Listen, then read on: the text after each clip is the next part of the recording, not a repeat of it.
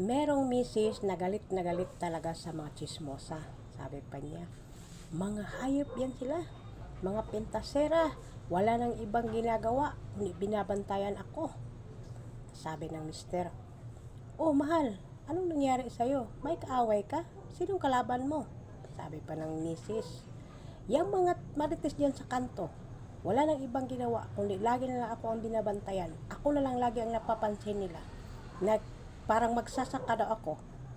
Ang kinis naman ng balat ko at saka ang puti ko, maganda pa. Sabi pa ng mister, hayaan mo na sila mahal.